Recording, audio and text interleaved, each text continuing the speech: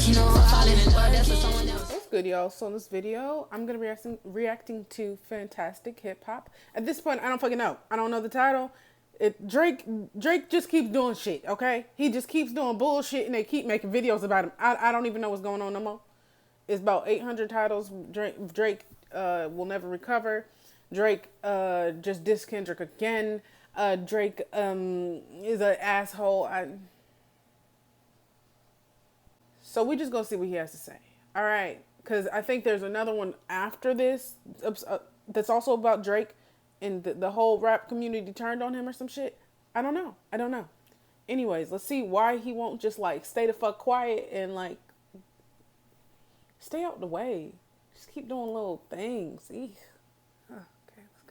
Features on Camila Cabello's new album, CXOXO. I think it's safe to say that the cycle is now complete, and after an array of weird songs that displayed to us that Drake is having an identity crisis, he finally found some sort of footing to stand on musically at the moment, but this is no longer by being one of the most overly confident rappers that we have ever seen, like before the Kendrick beef, but it's now by just being a full-on pop star, and after Kendrick Lamar clearly laid out that he likes Drake with the melodies and not when he acts tough on Euphoria. If the embarrassing moments of Wagwan Delilah and You My Everything were not damaging enough in terms of cementing Drake's defeat and just showing the world how quickly the wrath of Kendrick Lamar can make somebody go from being as cocky to as lost as ever. This moment will cement everything, because between the way that Drake has come back outside in preparation for these new tracks, to ultimately how they will end up being his biggest moments in this post-beef era of his career and solidify his reputation in this current moment.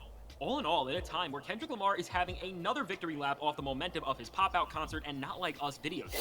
This moment for Drake, while despite making more noise for him than anything else has, it's not necessarily helping his case. Now, before we can get into these new tracks from Drake and what they are doing on Impact, we need to quickly look at how Drake has responded to Kendrick Lamar's pop-out concert, which did immortalize that Kendrick is the clear winner of this beef, as the entire rap game celebrated him like few other rappers ever have been while they can still smell their flowers. And when it comes to how Drake has responded, it's clear that this massive moment struck a nerve with him, because from the cryptic story posts that have been trying to create some sort of buzz around his name despite the barrage of rappers we just found out absolutely despise him, it's clear that with weird story post after weird story post, Drake has been trying to get any sort of point on the board that he can through. And I'm not gonna lie, so why'd you release like some type of seemingly diss record called Weirdo, I think? And everybody was like, it was a Drake diss, and I'm not gonna lie, I listened to it and I was like, is this not a what people saying it could have been a Chris Brown or Quavo? I don't know. I'm not really sure. One of those, because he was dating Saweetie after the mofos was talking about Saweetie. So I was like, well, maybe it's just that, because it wasn't enough to me for it to be just like, oh, this is Drake for show. But after he did the pop out concert and was up there dancing, I'm Not Like Us, I've changed my mind. That shit had to be about him. Any means possible right now, and even further than just some of the cringy selfies and random pictures that are hinting at something. What really turned a lot of eyes was when Drake voted on a poll this week about which diss tracks were the best during the feud between him and Kendrick, and according to the user's poll, who was called the Good Rap Page, which shout out to him, Drake voted for Not Like Us, but beyond Drake actually admitting defeat on an Instagram poll. At the end of the day, what matters most and what will be judged the most importantly is— Wait, let me see the little statistics. Euphoria, Family Matters, Not Like Us, Meet the Grams. I'm very shocked that Meet the Grams is so low.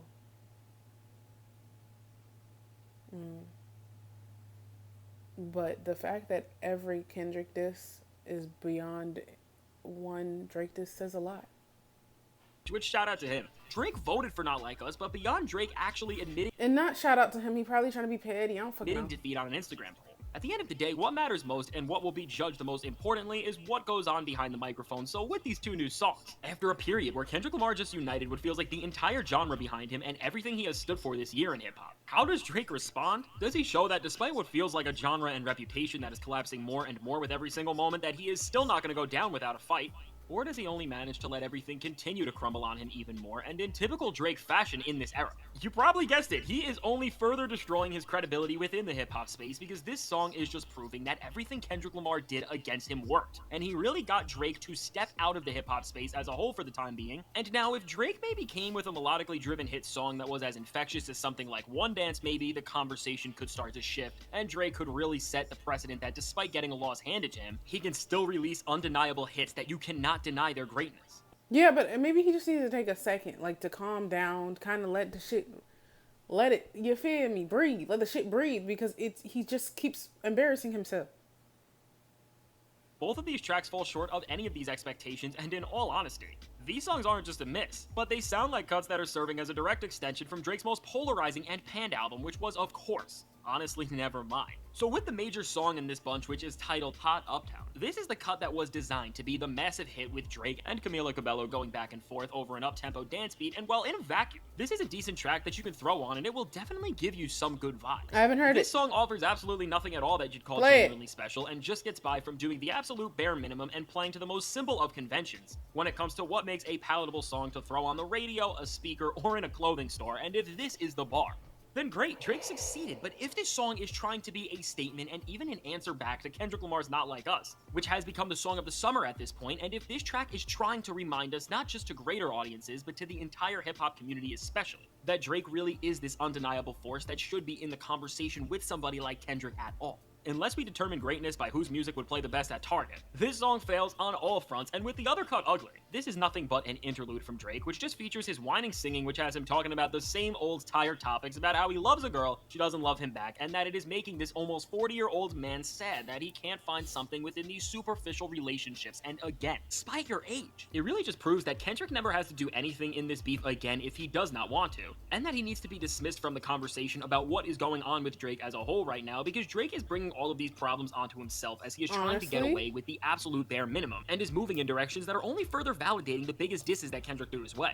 When we look at it from this angle, in all honesty, it's a perfect fit that Drake decided to drop off not one but two features on this very album, because just like Camila Cabello, Drake is an artist who is trying to desperately search for an identity at the moment, and both are just failing to capture any of the magic that their older music had to their respective audiences as they step further and further away from what made them special in the first place. And now, while this is only further dampening Drake's abysmal musical batting average this year with a few songs that just sound like a step up from the just laughable majority of cuts on Honestly Nevermind, the timing of a song coming out like this right now is horrible, and the optics of it all is just terrible, because after Kendrick Lamar showed off that he is the sheer embodiment of hip-hop as he brought unification into the genre like few other rappers ever had, Drake is running away from rap as a whole and is now just hopping on generic trends with pop artists? I mean, when we look at all of this in conjunction, with each passing week, moments like these are only making Kendrick's words age better and better, and are really turning a song like Euphoria into this immortal piece of music that, beyond being one of the best rapping displays the genre has seen in a very long time, served as this breakdown of Drake that's only seeming to foreshadow more and more of his failures in ways that we have never seen before.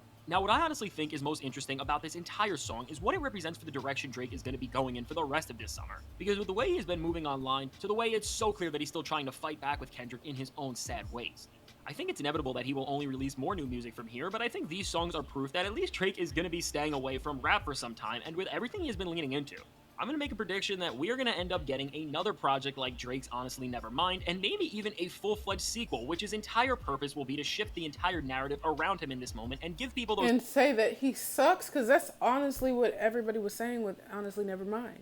They're making jokes like, what I think about this album, honestly, never mind. You know what I'm saying? Like, it wasn't good. So what the fuck is this gonna do? I feel like this is gonna tap in more to, oh, he broke you. You feel me?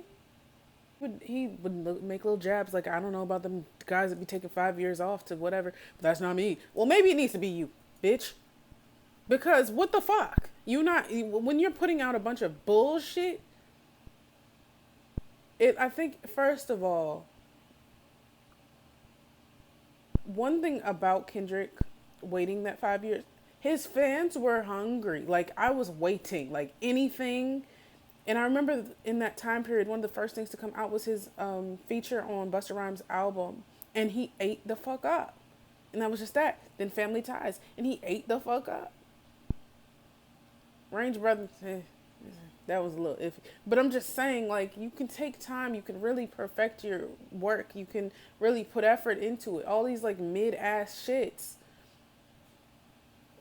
I don't care if you release 800,000 songs in a year and they all are ass, and one person released one song in 5 years and that shit is bomb as fuck. Yo, 800,000 songs mean nothing, bro. They don't mean shit.